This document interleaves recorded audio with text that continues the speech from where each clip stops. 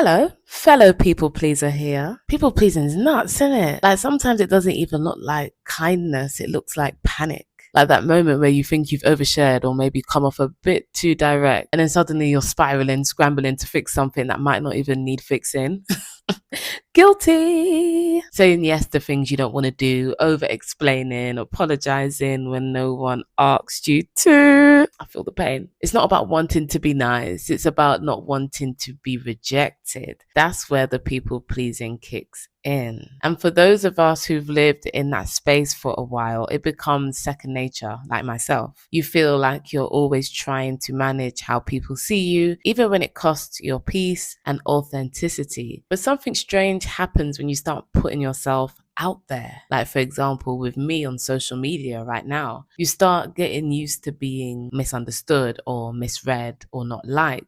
And weirdly, that's so freeing, guys. Like, it's so freeing. And I know freeing doesn't always feel like freedom at first. It feels like loss. It feels like a loss of control, a loss of being liked, a loss of the good version of you that everyone's comfortable with. But underneath that loss is something raw and real. The freedom to not perform, the freedom to not fix how you're perceived, the freedom to be misunderstood and still exist fully. People pleasing convinces you that safety comes from being agreeable, likable, helpful, that if you're always nice, no one can leave you, no one will dislike you, or no one will hurt you. But that's such a big lie. We know it, guys. It's so draining being a people pleaser, honestly. Ugh.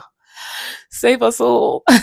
Because when you live in fear of being misunderstood, you shrink yourself before anyone else gets the chance to. Freedom is learning that being disliked won't kill you. It might hurt you. It definitely might trigger you and your nervous system for sure, but it won't end you. And with that shift and with that mindset of shift, you find boundaries, you find honesty, you find rest. What used to be panic is now peace. The I need to fix this becomes they'll figure it out. The over explaining becomes silence. The guilt becomes clarity. And that's the real power of being visible. Not the numbers, not the validation, but the training ground it gives you to be okay with not being everyone's favorite. You stop chasing comfort in other people's approval and start building it within yourself. That's the freedom.